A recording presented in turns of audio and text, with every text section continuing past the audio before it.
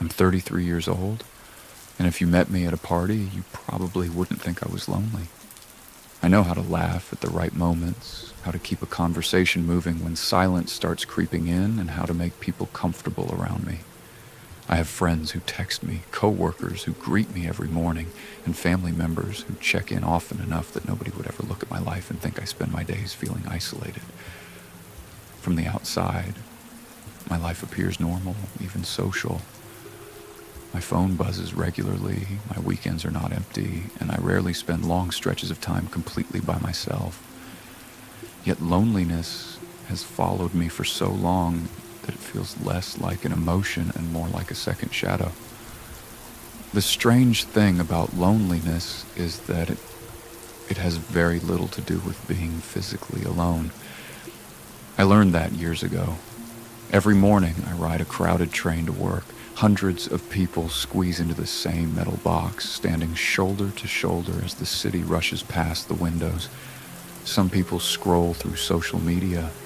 Others answer emails or watch videos.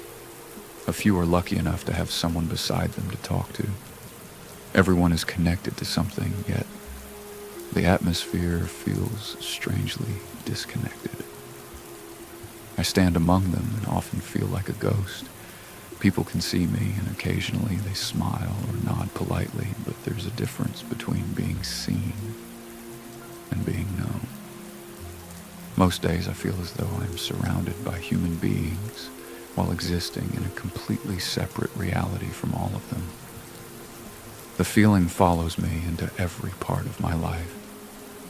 At work, I sit between two coworkers who genuinely like me. We joke about deadlines, complain about meetings, and share stories about our weekends. During lunch, several of us gather around the same table and talk about movies, sports, relationships, and whatever else comes to mind. Sometimes I am the loudest person there. Sometimes I make everyone laugh. Yet there are moments when I look around that table and feel detached from the entire scene, as though I'm watching it through glass.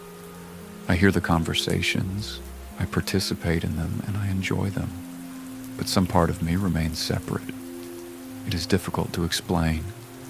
Imagine standing in the middle of a crowd while simultaneously feeling as though nobody could ever truly understand what is happening inside your head. That is what it feels like. When I was younger, I thought loneliness was something temporary. I assumed it appeared after heartbreaks, difficult transitions, or periods of isolation.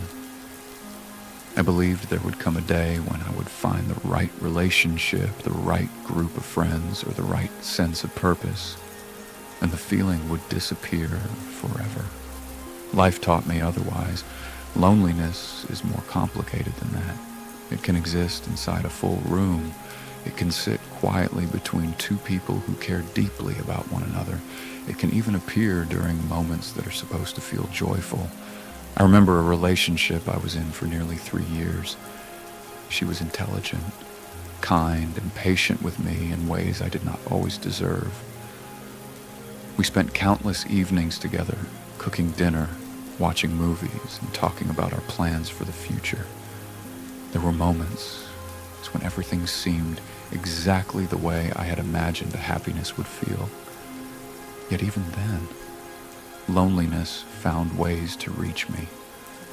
Sometimes she would ask me what I was thinking, and I would tell her it was nothing. Sometimes she would notice something was bothering me and encourage me to talk about it.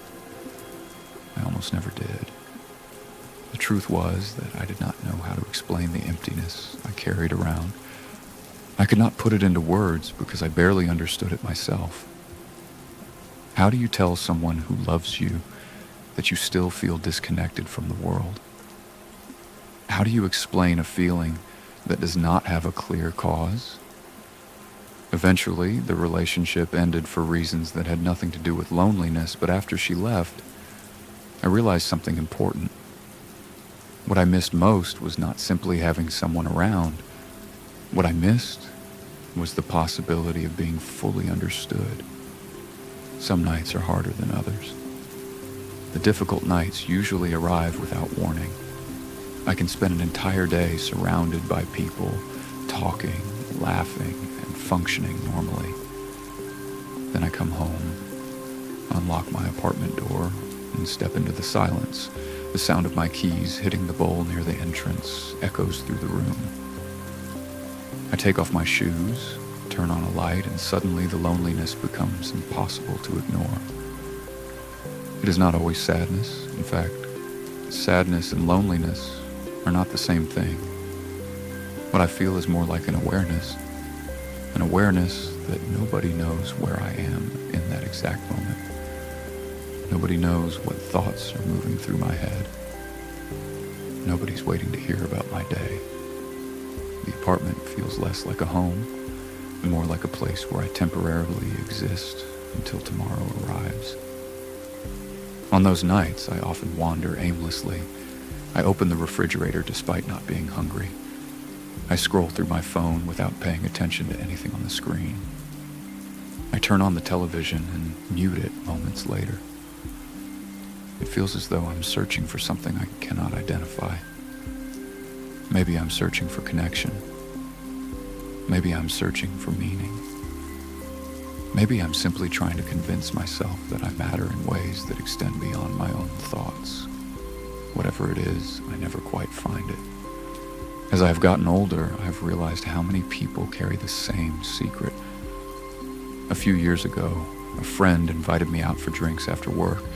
We ended up sitting in a crowded bar filled with music, conversation, and the kind of energy that usually makes loneliness seem impossible. At some point, after a few beers, he looked at me and asked a question that caught me completely off guard. He asked whether I ever felt completely alone even when surrounded by people. I laughed because I could not believe someone had put my experience into words so accurately. When I admitted that I felt that way all the time, something shifted in the conversation. For the next hour, we spoke more honestly than we ever had before. He admitted that he sometimes felt disconnected from his wife, despite loving her deeply. I admitted that I often felt like I was performing a version of myself for everyone around me. We talked about fears, insecurities, and things we normally kept hidden. For the first time in a long while, the loneliness eased. Nothing in our lives changed. None of our problems disappeared. Yet simply knowing another person understood what I was feeling made the burden lighter. That conversation taught me something I wish I'd learned earlier. Loneliness is not always the absence of people. Sometimes it is the absence of honesty. When we hide our fears, insecurities, and vulnerabilities, we create distance between who we are and who others believe we are. The larger that distance becomes, the lonelier we feel. We may be surrounded by friends, family, and coworkers, but if none of them know the real version of us, then we begin to feel isolated even in their presence. Unfortunately, understanding something does not automatically solve it. I still struggle with loneliness. I still attend family gatherings where everyone seems connected while I quietly feel detached. I still go to weddings where hundreds of people dance and celebrate while I stand at the edge of the room feeling more like an observer than a participant. I still catch myself wondering how other people seem to belong so naturally. Sometimes I look around and think that everyone else receives some secret instruction manual for life that I somehow missed. Of course, I know that is probably not true. Most people are simply better at hiding their struggles than we realize. Everyone carries invisible battles. Everyone has moments when they question themselves. Everyone feels lost sometimes. One memory stays with me more than any other. It happened on my 33rd birthday. The day itself was pleasant. Friends took me out to dinner. My family called to wish me a happy birthday. Messages arrived throughout the day from people who cared about me. By any reasonable standard, it was a successful birthday. Later that night, after everyone had gone home, I sat alone on my balcony and looked out at the city. Thousands of windows glowed against the darkness. Behind each light was another life unfolding. Some people were eating dinner with their families. Others were arguing with partners, laughing with friends, or putting children to bed. Entire worlds existed behind those windows. As I stared at them, I felt overwhelmingly small. Surprisingly, the feeling was not depressing. It was strangely comforting. For years, I had treated loneliness as evidence that something was wrong with me. Sitting there, looking at the city, I wondered whether loneliness might simply be part of being human. Every person lives inside a mind that nobody else can fully enter. No matter how much we love each other, no matter how deeply we communicate, there will always be parts of our experience that remain private. Perhaps loneliness is the shadow cast by individuality. Perhaps it is the price we pay for being separate people. That realization did not eliminate the feeling, but it changed my relationship with it. I stopped viewing loneliness as a personal failure. Instead, I began to see it as a shared human experience. Since then, I have tried to be more honest. When someone asks how I'm doing, I sometimes give a real answer instead of an automatic one. When I care about someone, I try to tell them. When I'm struggling, I try not to hide behind humor or distractions. I am not always successful. Old habits are difficult to break. But every act of honesty feels like opening a window in a room that has been sealed shut for years. The loneliness never disappears completely. Even now, at 33 years old, I can feel it lingering nearby. It waits in quiet moments. It appears during crowded gatherings.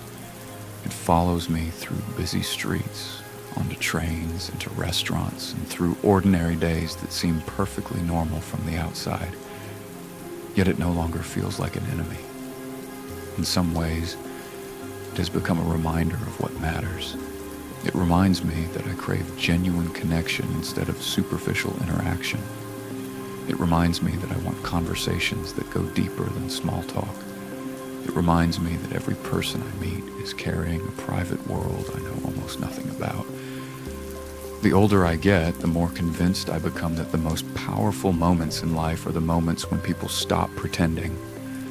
A late-night conversation with a friend, a vulnerable confession, a message that arrives exactly when it is needed, a simple acknowledgement that someone else understands what you are feeling. Those moments do not erase loneliness forever, but they create bridges across it. Sometimes a bridge is enough. Tonight, like many nights before it, I am sitting alone in my apartment. The city continues moving outside my window. Cars pass through distant streets. Voices drift upward from somewhere below.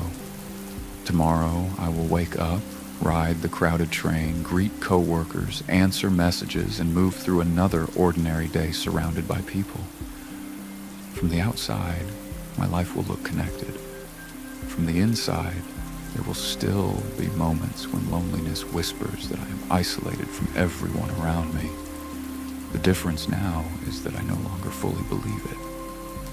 Somewhere out there, another person is sitting alone in another apartment, wondering why they feel disconnected despite having people in their life. Someone else is leaving a crowded gathering feeling strangely empty.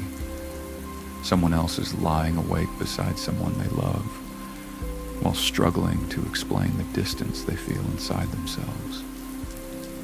We are all separated by our individual experiences, yet connected by the fact that we share them. That thought gives me comfort. I do not have a perfect answer for loneliness, and I doubt I ever will. What I do know is that loneliness grows strongest in silence and secrecy, while honesty weakens its grip. Every time we allow ourselves to be truly seen, every time we reveal something real instead of hiding behind a carefully constructed version of ourselves, we create an opportunity for genuine connection. Maybe that is all any of us can do. Maybe the goal is not to eliminate loneliness entirely, but to keep reaching across the distance building bridges whenever we can, and remembering that even in our most isolated moments, we are far less alone than we think.